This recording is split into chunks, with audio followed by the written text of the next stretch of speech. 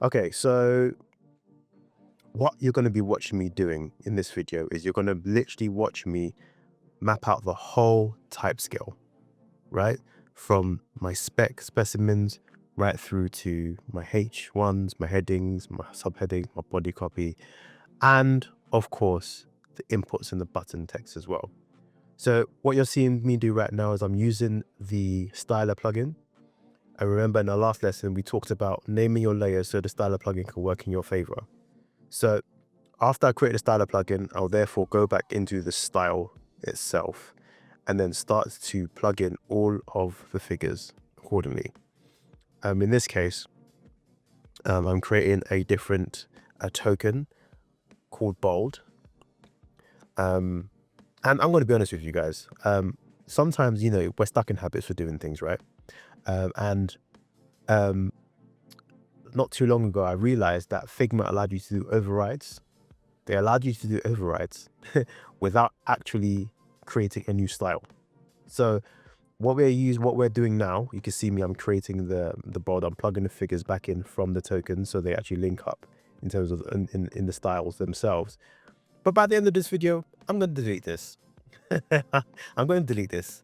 But just so you guys have a real in-depth process, like I said, I'm very much about giving you all the information as much as possible in detail. I'm not holding anything back.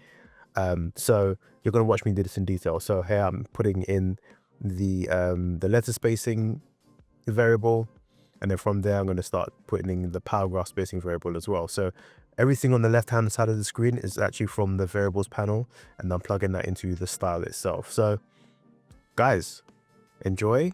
This is going to be a 2-hour video, so you know there's going to be a lot of repetition because this is it.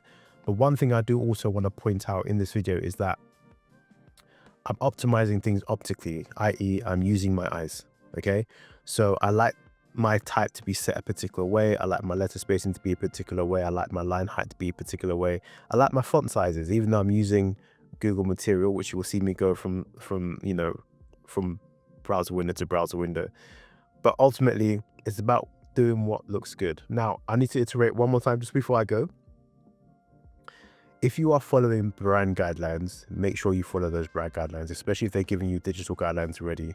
Follow that. If you're using print guidelines, i.e. guidelines that don't have any digital foothold whatsoever, your job is to ensure that the on-screen experience matches the in-person experience, okay? That's a rule of thumb. So, yeah, had fun with it. Any questions, feel free to put it in the comments.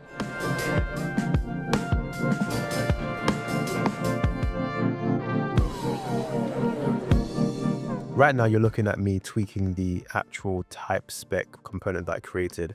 I realized that there are no colons, so I'm putting the colons in one by one. As I say, it's just a thing for me. You guys can set up your own type spec however you want to set them up, but this is how I just like my components to behave.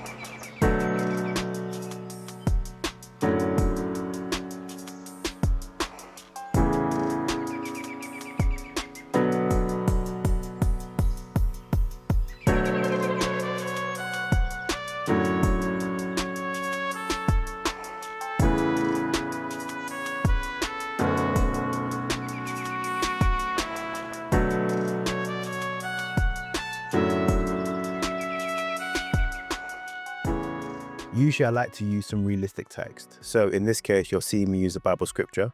I can do all things through Christ who strengthens me, Philippians 4:13. And that will give me a good indicator of how my headings will look like. I'm going to grab another piece of text for my body copy as well. And you'll kind of see how this works. So it's important that this documentation that we're working on reflects the true use of what these type type styles will actually be within the project that you're using. So use realistic type. Don't use dummy type. If you can, use actual type. Use an actual sentence, an actual, a paragraph of copy, something to help you visualize properly how this is all going to materialize on your project.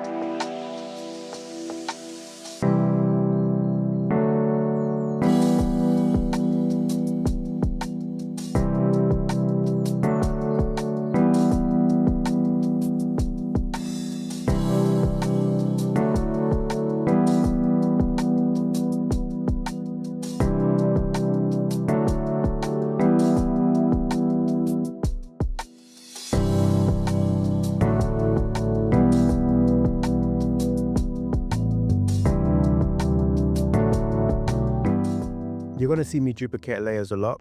That's because it's easy to do. Duplicate layers, rename them. It stops you from creating things from scratch.